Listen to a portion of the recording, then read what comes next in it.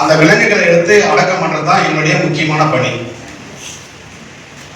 இது நல்ல பணியே கேட்கப்படுது. ஏன்னா இது மக்களுக்கு தொற்று நோய் ஏற்படுவதற்கு முக்கிய காரணம் சாலை ஓரங்களில் இறந்து கிடக்கின்ற விலங்குகள் தான் என்பதை எல்லாரும் புரிஞ்சுக்கணும். நம்ம வந்து என்ன பண்றோம், ஒரு டாக் இறந்து கிடக்குறா என்ன பண்ணுவோம், நம்ம நடந்து கடந்து போயிடுவோம் இல்லைங்களா. ஆனா பின்னாடி வரவங்களுக்கு அது பாதிக்கப்படும். பின்னாடி வரவங்க நம்ம குழந்தையா இருக்கலாம், அப்பாவா இருக்கலாம், அம்மா இருக்கலாம், எல்லாரும் பாதிக்கப்படும். நம்ம மூக்க மூடிட்டு போயிடுவோம், ஆனா பின்னாடி வரவங்க பாதிக்கப்படுறாங்க. இதெல்லாம் தடுக்கணும்னு முயற்சி பண்ணி கிட்டத்தட்ட 15 வருஷமா 3500 விலங்குகளை எடுத்து நான் அடக்கம் பண்ணியிருக்கோம்.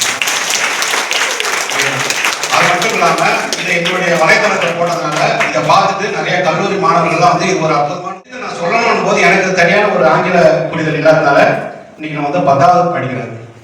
நான் வெறும் 8வது படிச்சிருக்கேன். இது வரைக்கும் 350 அவார்டுகள் வாங்கியிருக்கேன். நான் படிச்சிருந்தா கூட அவங்க வாங்கிக்க மாட்டேன், படிக்காம வாங்கியிருக்கேன். ஆனா படிச்சிருந்தா ஒரு கல்லூரி தான் நான் போயிருப்பேன். நான் படிக்காததால இன்னைக்கு 350 கல்லூரிக்கு போயிட்டு இந்த மாதிரி பேசிக்கிறேன். நான் பேசியிருக்கேன், ஏற்று கல்லூரி அப்படின்னு நான் சொல்லியிருக்கேன். இது என்னன்னா ஒன்றும் இல்லை, ஒரு மரம் இருந்தால் என்ன நன்மை அப்படின்றத நம்ம முதல்ல பார்ப்போம். ஒரு மரத்தால என்ன மாதிரி நன்மைகள் பார்க்கணும், அது என்னென்னலாம் இருக்கும், என்னென்ன கிடைக்கும்ன்றத நம்ம பார்ப்போம்.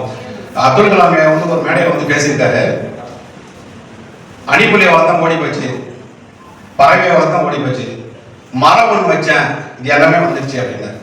இது வந்து நமக்கு என்ன தெரியுது, எல்லா உயிர்களுக்குமே மரம் முக்கியமா தேவைப்படுது. அதனால மரக்கன்றுகளை வைக்கணும்னு கிட்டத்தட்ட 3500 மரக்கன்றுகளை நான் நட்டு வைத்திருக்கிறேன்.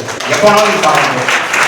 எதுக்காக நான் சொல்றேன்னா, ஒரு விலங்கு இறந்ததுன்னா அதை அடக்கம் பண்ணிட்டு அது நினைவாக ஒரு மரக்கன்றை நட்டு வருகிறேன், நட்டு பராமரித்து வருகிறேன். அதுதான் என்னோட இது.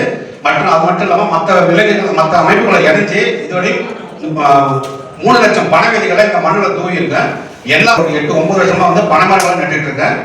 பனைமரத்தால என்னென்ன விஷயம் கிடைக்குதுன்னு எல்லாருமே தெரியும். மரங்கள் வளர்த்தா மட்டும்தான் விலங்குகளும் பறவைகளும் உயிரோடு இருக்குன்னு தெரிஞ்சுட்டு அந்த பறவைகளுக்கு எப்படி பாதுகாக்கணும் அப்படின்னு நான் தெரிஞ்சேன். அது மட்டும் இல்லாமல் பாம்பு விலங்குகள் நிறைய அழிஞ்சே வருது. இப்போ நிறைய பாம்பை பார்த்துருக்கீங்களா? யாராவது போய் சமீபத்தில் பார்த்துருக்கீங்களா? என்ன பாம்பை பார்த்துருக்கீங்க? நம்ம இந்தியாவை மட்டும் 230 பாம்பு வகைகள் இருக்கு. எத்தனை பேர் பார்த்தீங்கன்னா அது 5 வகையான பாம்புகள் நஞ்சு தன்மை உள்ளது. நல்ல பாம்பு, கட்டுவரியான், ஒரு சுருட்டை, துடு சுருட்டை, சவுக்காவரியான். இது மாதிரி ஒரு சேனல் புதுவை சரவணன் சொல்லிட்டு நீங்க ஷேர் பண்ணீங்கன்னா அது தெரியும். நிறைய விஷயங்கள் நான் அதை பகிர்ந்துருப்பேன்.